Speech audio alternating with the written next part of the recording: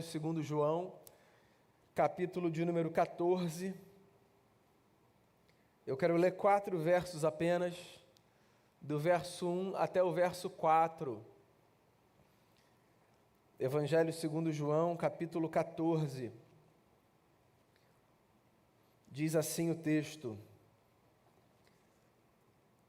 Não se perturbe o coração de vocês.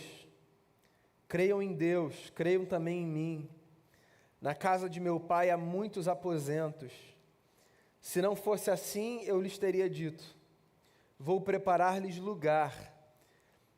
E se eu for e lhes preparar lugar, voltarei e os levarei para mim, para que vocês estejam onde eu estiver. Vocês conhecem o caminho para onde eu vou. Pai, essa é a tua palavra que é verdade, a tua palavra que enche o nosso coração de fé e de esperança. E é com base nessa palavra que eu oro por mim, pelos meus irmãos e irmãs, rogando ao Senhor que esse tempo seja um tempo muito proveitoso para que a gente cresça, para que a gente reafirme a nossa fé, a nossa confiança em Ti, para que o nosso coração seja tomado não pelo desânimo, mas pela certeza de que, se nós confiamos nas promessas do Senhor, nós podemos viver com paz no coração, porque as Tuas palavras, que são sempre verdadeiras, se cumprirão na nossa vida. Tome o nosso coração, fale com a gente, por graça e em nome de Jesus, com o perdão dos nossos pecados. Amém. Muito bem, João 14, um texto conhecido de Jesus, palavras de despedida do nosso Senhor. Palavras de despedida são sempre muito difíceis de serem recebidas. São palavras carregadas de emoção, palavras carregadas de toda uma história, de memórias, de lembranças, que apertam o coração. Imagine você caminhar com uma pessoa e, num determinado momento, receber o anúncio de que essa pessoa, por alguma razão, não estará mais no seu meio, do seu lado, caminhando, acordando, brincando, rindo. É sempre muito difícil perder alguém. E eu confesso, irmãos e irmãs, que eu não sei o que é pior, a perda súbita ou a perda anunciada. Na verdade, não há como medir perdas. As duas têm os seus efeitos colaterais dolorosos, e os seus efeitos colaterais pacificadores. Às vezes, quando a gente tem o anúncio de que alguém partirá, não apenas porque Deus o chamará ou a chamará para si, mas porque irão, por exemplo, para um lugar distante, às vezes a gente tem a possibilidade de preparar o nosso coração, de aproveitar os outros momentos. Em contrapartida, é possível que a gente sofra antecipadamente já a dor da distância, da impossibilidade do toque. Por outro lado, a perda súbita, quando alguém diz: estou indo, não vou mais ficar, ou quando alguém é chamado por Deus pelas circunstâncias da vida, se por um lado a gente não sofre em doses homeopáticas, por outro a gente tem a força da ruptura não anunciada, a ferida abrupta no coração. Falar de despedida é sempre falar de um tema muito sensível, muito difícil, mas a verdade é que nós nos despedimos das pessoas. Sim, assim como os encontros fazem parte da vida, os desencontros ou as despedidas também o fazem.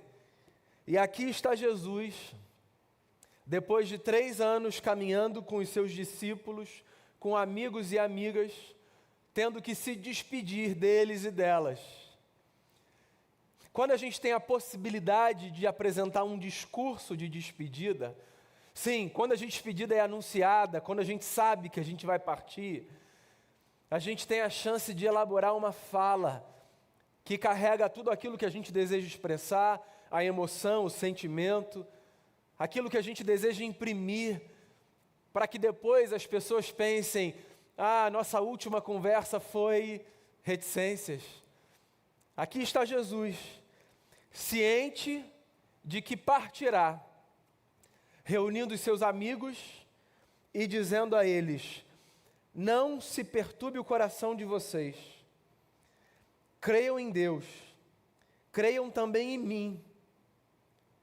Na casa de meu pai há muitos aposentos. Se não fosse assim, eu lhes teria dito, vou preparar-lhes lugar.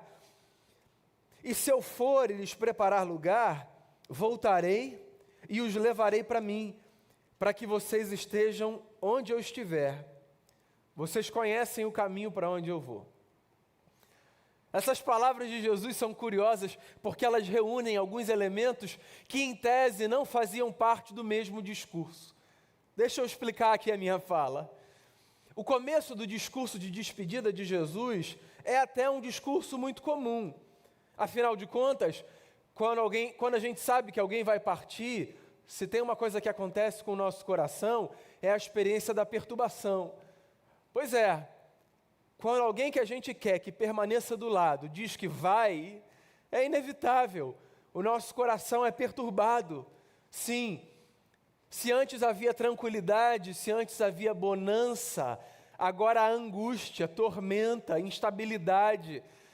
É por isso que Jesus começa as suas palavras dizendo: não se perturbem no coração de vocês. Esse é o tipo de fala que a gente oferece, mas que no fundo a gente sabe que talvez não cause muito efeito. Como quando a gente está numa situação muito angustiante e a gente diz para alguém que está do nosso lado: fica tranquilo, calma. É uma tentativa quase que inócua de pacificar um coração que naquele momento não tem outra possibilidade senão se perturbar, se angustiar. Não se perturbem no coração, diz Jesus. É interessante porque logo em seguida ele diz assim: creiam em Deus, creiam também em mim. De alguma forma, Jesus apresenta a fé como um antídoto contra a perturbação.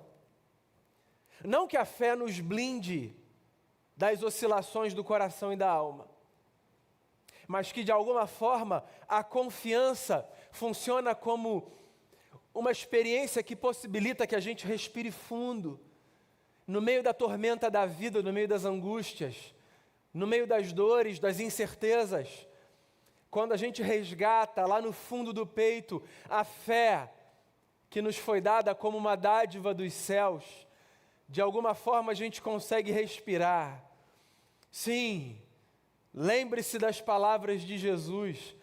O nosso Senhor, quando disse: creiam em Deus, creiam também em mim. No meio das suas dores, no meio das suas perturbações, no meio das incertezas, aquelas experiências da vida em que o seu coração é tomado de angústia, faça bom uso da fé, não na expectativa de que ela blinde você, transforme você num boneco de plástico, numa boneca de plástico, não. Mas faça uso da fé como um elemento que vai pacificar a sua alma. Sim, se lembre das palavras de Jesus, se lembre do conforto que a presença de Deus te traz. Lembre-se do auxílio que a companhia do Espírito Santo oferece, não pelos benefícios secundários que ela pode nos trazer, mas pelo simples fato de que contarmos com a companhia do Santo Espírito de Deus, por si só, já faz um bem tremendo à nossa alma. Jesus começa a se despedir dizendo: fiquem tranquilos, na medida do possível, e para ficarem tranquilos, creiam em Deus e creiam em mim. Daí vem as palavras subsequentes de Jesus. E se as primeiras palavras que eu acabei de mencionar são palavras muito usuais do ambiente, do cenário da dor e da perturbação, as segundas palavras de Jesus são palavras absolutamente inéditas para um cenário de despedida. Sim, eu não sei se você sabe, mas a partir do verso 2 até o final do verso 3, o que a gente tem por parte de Jesus é a inserção de um discurso, veja só, de casamento, num cenário de despedida. Pois é a subversão da subversão.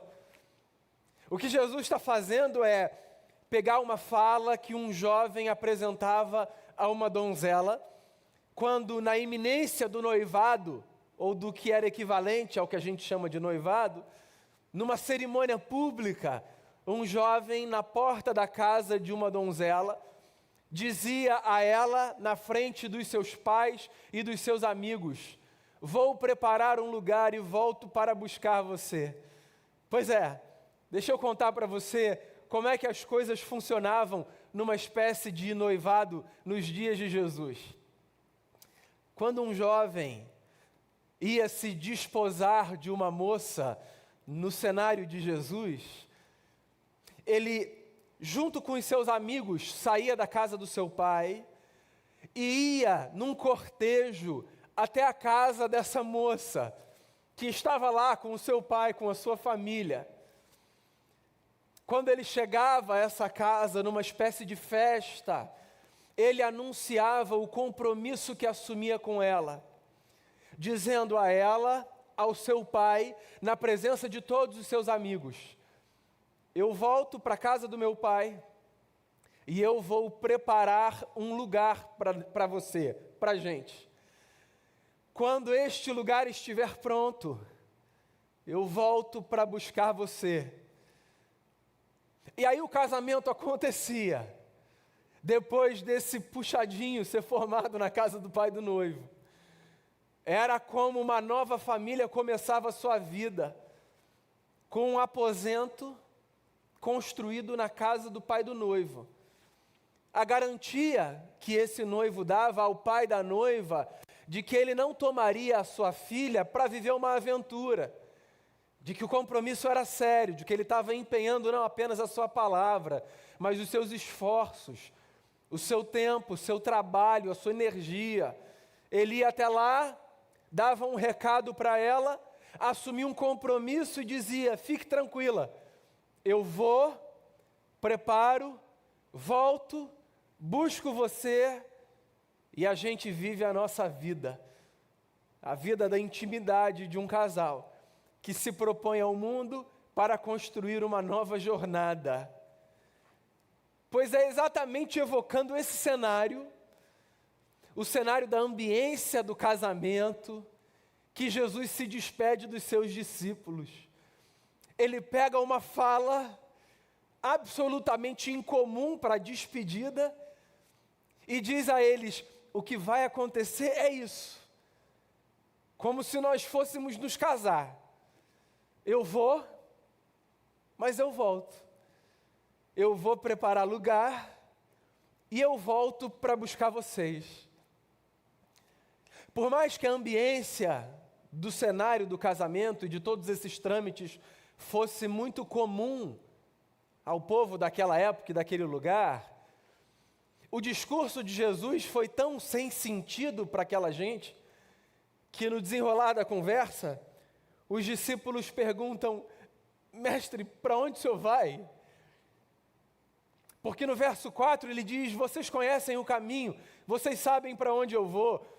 As palavras subsequentes, que eu não li, são palavras que narram uma conversa de incompreensão, de discípulos dizendo: mestre, mostra-nos o Pai, diga-nos o caminho, isso nos basta. Eles não entendem, não porque não conhecem a linguagem, mas porque possivelmente não conseguem entender a apropriação desse tipo de discurso para o que está acontecendo ali. Porque se Jesus está indo embora, como é que ele anuncia o que vai acontecer usando as mesmas palavras e as mesmas figuras que um jovem anunciava o seu compromisso com uma donzela, com a sua noiva? Jesus faz essa junção de cenários porque Jesus deseja incutir na mente dos seus discípulos uma verdade. A verdade de que a sua despedida, depois da sua passagem por essa terra, não se equivaleria à despedida do adeus que a gente dá às pessoas. Essa despedida de Jesus tinha muito mais a ver com a ideia do até logo. Sim, a igreja de Jesus, desde então, essa compreensão é fundamental para encher o nosso coração de esperança. Se você acha que foram só os apóstolos, nas suas cartas, que falavam sobre a segunda vinda de Jesus, que falavam sobre o fato de que aquele que foi voltará, você está enganado nas suas leituras. O próprio Jesus, quando se despediu dos seus amigos e amigas, deixou claro que o que aconteceria com ele seria a mesma coisa que acontecia a um jovem que se afastava momentaneamente da sua amada, da sua prometida. O afastamento era apenas para que ele preparasse a morada, para que os dois vivessem todos os seus dias juntos. O que Jesus está dizendo, de forma simbólica e metafórica, é: eu vou, mas eu não vou para que a gente não se encontre mais. Eu vou para preparar morada para todos nós. Na casa do meu Pai, disse Jesus, existem muitos aposentos. Na casa do meu Pai existe morada para todos vocês. Sim, o recado de Jesus para uma gente que crê nele é: a minha despedida não é dessa ordem de adeus. A minha despedida a vocês é da ordem do até logo. Porque eu jamais deixarei vocês desacompanhados. E não apenas porque apresentarei a vocês outro Consolador, o Espírito da verdade, que o mundo não pode conhecer, mas que habita em vocês e estará em vocês para todo sempre. Não apenas por isso, mas porque eu mesmo voltarei e buscarei vocês para que nós vivamos juntos na casa do meu Pai. Eu gosto muito dessa verdade que Jesus me ensina. Ela me humilha.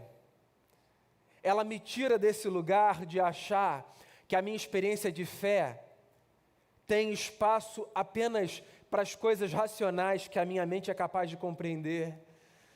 Essa fala de Jesus é uma fala que faz com que os meus joelhos se dobrem e que faz com que eu me renda àquilo que, mesmo não sendo compreendido com as minhas categorias racionais, deve ser recebido com a mesma fé e com a mesma verdade que eu recebo aquilo que eu não consigo compreender. Sim, é possível que você já deva ter passado por uma experiência similar às muitas que eu passei, de gente que pergunta: mas como você,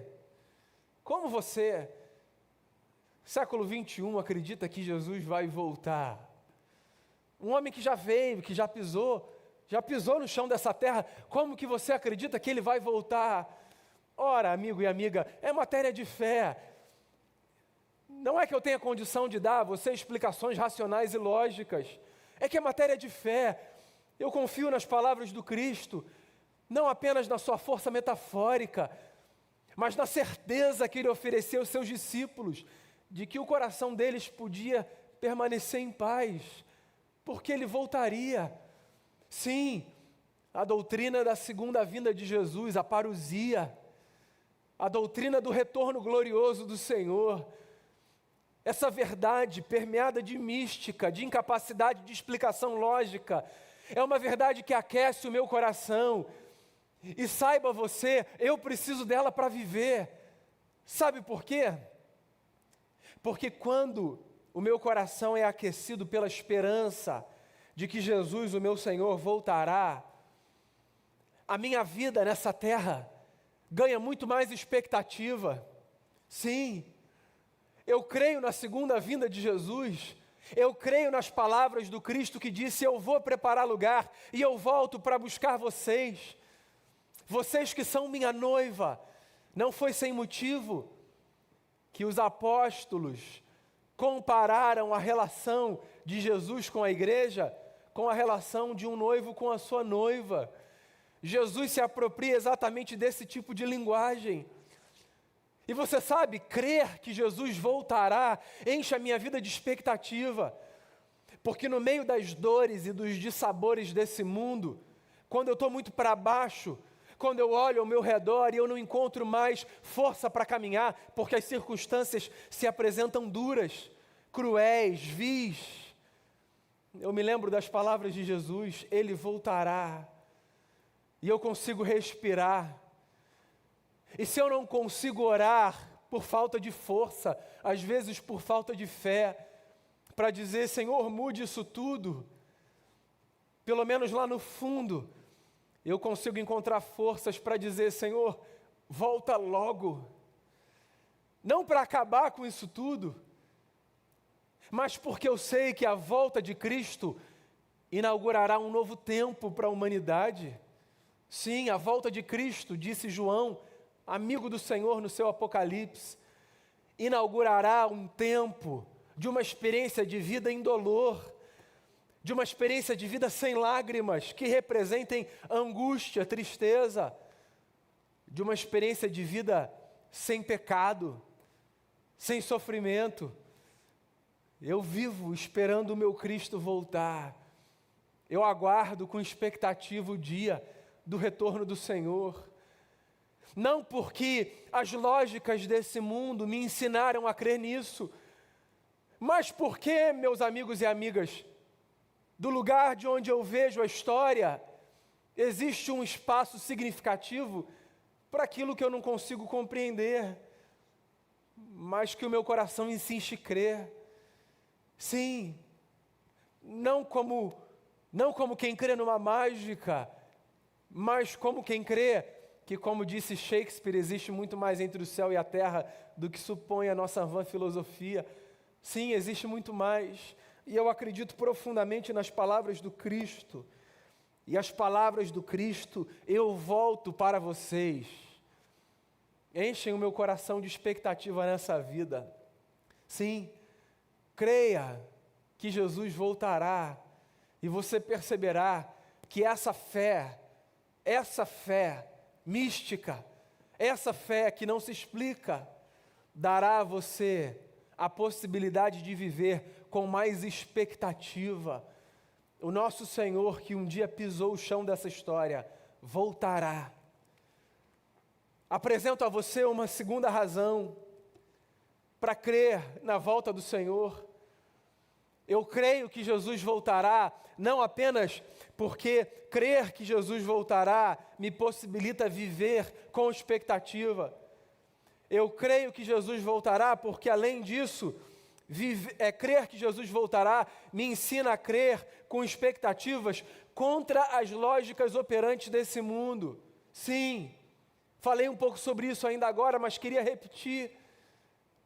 Crer no retorno de Jesus me ensina a ser contracultural nessa formatação do homem moderno, do homem pós-iluminismo, desse sujeito que só crê naquilo que consegue explicar, aprender. Crer no retorno de Jesus me ajuda a caminhar contra essa tendência de achar que a vida é uma experiência que pode ser observada num laboratório. A vida é muito mais complexa do que qualquer exame laboratorial que a gente faz das realidades mais complexas da vida. Existem elementos da vida que não são dissecáveis. Sim, existem elementos dessa vida que não são apropriados pela nossa capacidade de explicação, pelos nossos exercícios lógicos. Isso não é abdicar da lógica do mundo. Isso é tão somente crer que existem operações das realidades da experiência humana que estão para além. Sim, amigos e amigas, há coisas da nossa fé que não são explicáveis. Há coisas da nossa vida que não são verificáveis. São apenas experimentáveis do ponto de vista da sensação, do afeto, do que toca.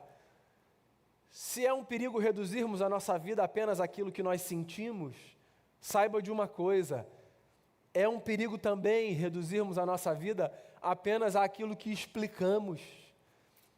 Existem coisas na vida que nós sentimos porque sentimos. Sim, existe espaço na nossa vida para o que nós chamamos de crença.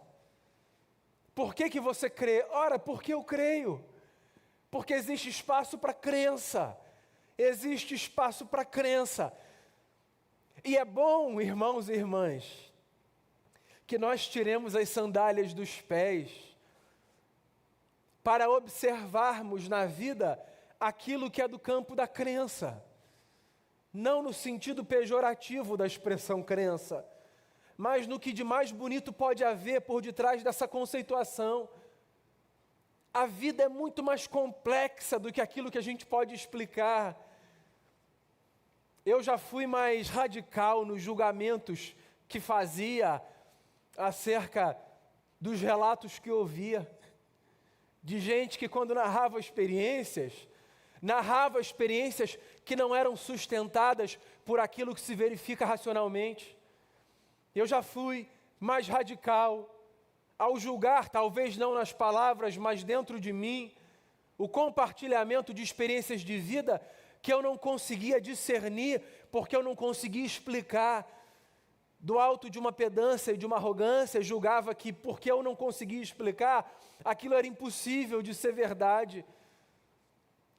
Quando as próprias Escrituras estão repletas de narrativas, inclusive dos sujeitos mais racionais das Escrituras, como o apóstolo Paulo, sugerindo a possibilidade de experiências dessa ordem. Eu me lembro de Paulo aos Coríntios dizendo de uma experiência inefável e inenarrável, a experiência do que ele chama ter ido ao terceiro céu e ter visto ali coisas que aos homens não é possível dizer. Um dos homens mais racionais da literatura do Novo Testamento, dizendo: eu tive com Deus experiências que não se explicam. Sim, Paulo, o apóstolo, o sistematizador da fé, o homem dogmático, dizendo: eu tive experiências que eu não posso narrar. Não porque me foram proibidas, eu fico imaginando aqui, mas talvez porque qualquer narrativa gere nos outros, dentre tantas coisas, um ceticismo radical. E eu acho isso lindo. E eu acho curioso como a gente acata as palavras de Paulo, mas minimiza as experiências dos nossos irmãos e irmãs, quando na vida com Deus, no meio desse mistério que é caminhar com Deus, passam por experiências que não se narram, porque são da intimidade, da profundidade de um coração que se rende ao mistério de ter sido feito casa do Eterno e de crer que sim, existe muito mais entre o céu e a terra do que a nossa mente é capaz de compreender. Não, fique tranquilo, eu não estou chamando você para transformar a sua vida com Deus numa espécie de experiência agora inenarrável, contínua, que abdica de todas as lógicas e de todas as razões. Eu não estou chamando você para reduzir a sua fé a essa experiência irrefreada, irrefletida e irracional. O mesmo Paulo que disse: eu vivi coisas nessa experiência com o terceiro céu que eu não posso narrar, disse em outra das suas cartas: a nossa fé é lógica, racional, assim deve ser o nosso culto a Deus. O que eu estou querendo chamar a sua atenção é para o fato de que existe espaço na nossa experiência com Deus para crer no que se verifica e para crer no que não se verifica do ponto de vista racional. E eu creio nas palavras de Jesus, o Cristo que disse: eu volto, porque crer nisso me faz acreditar que a vida pode ter mais expectativa, inclusive quando eu creio contra as lógicas desse mundo. E tem mais uma coisa, também matéria de fé. Você sabe por que eu creio nas palavras de Jesus? Quando diz: eu vou, mas eu volto.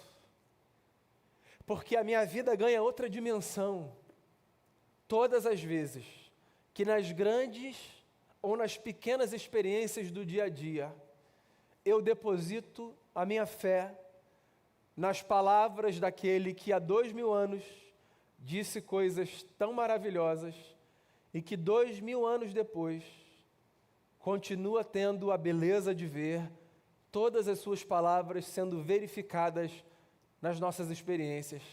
Sim, a palavra de Cristo é verdadeira. não porque nós decidimos que ela será, mas porque é exatamente isso que a gente verifica nas nossas experiências cotidianas. Eu acho lindo perceber como, de fato, tudo o que Cristo disse é verdade. E não haveria de ser diferente. Porque se, como Ele mesmo falou, Ele é a verdade, o que vem dEle não pode ser outra coisa que não a verdade. Sim, a verdade nas palavras de Jesus. E quando nas minhas experiências de vida eu me apego às palavras de Jesus, eu não encontro outra coisa que não seja a verdade. Seja essa verdade uma verdade que me traga paz e alegria, ou uma verdade que me traga inquietação e dor. Crer nas palavras de Jesus sempre me coloca em experiência com a verdade, porque Ele é a verdade. E é por isso que eu creio contra as lógicas operantes do mundo. Creio cheio de expectativa. Creio porque sempre que eu deposito as minhas confianças na palavra de Jesus, eu me deparo com uma experiência que se repete dia após dia. Crer nele me leva para a verdade que coloca as coisas no seu devido lugar, a verdade que gera paz, alegria e plenitude de esperança, a verdade que mesmo que gere lágrimas e dor, nos dá uma profunda convicção que nós estamos no lugar certo. Porque se nós estamos do lado daquele que disse, eu estou com vocês, nós estamos no lugar certo.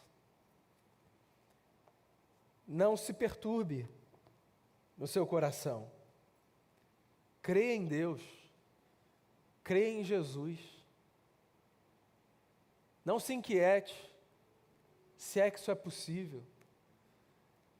Se você anda inquieto, se você anda inquieta, creia em Deus, creia em Jesus. Não para que a inquietude vá embora por completo, porque ela é própria da natureza humana, mas para que você encontre um pouco de paz no meio da tormenta da vida. Creia. Quando Jesus se despediu daquela gente que teve o privilégio de caminhar do lado dele, Ele não se despediu dessa despedida da ordem do adeus. Estou indo embora, foi bom. Ele se despediu da ordem do até logo. Ele se despediu como um noivo se despede da sua noiva para preparar a morada na casa do Pai. Ele se despediu como quem diz, eu já volto, eu volto, para a gente viver para todo sempre, lado a lado. Eu não sei como anda o seu coração, meu irmão e minha irmã, eu não sei o que inquieta a sua alma, eu sei o que, dentre tantas coisas, pode trazer paz de volta para dentro de você. Jesus voltará, literalmente. Você se lembra do texto que o Diego leu no começo dessa celebração hoje? Do anjo dizendo ao povo que estava reunido em Jerusalém, vendo Jesus ir para junto do Pai, dizendo a eles, galileus, por que vocês estão olhando para cima? Saibam, do mesmo modo que Ele foi, Ele voltará. Meu amigo, minha amiga, Ele voltará. E isso deve encher o nosso coração de expectativa. Mesmo que isso esteja contra as lógicas operantes desse mundo. Creia nas palavras de Jesus, o Cristo que nunca mentiu. Ele voltará. No meio da dor, lembre-se disso. Ele voltará. Ele é o Alfa, Ele é o Ômega. Maranata, ora vem, Senhor Jesus. Vamos cantar essa oração.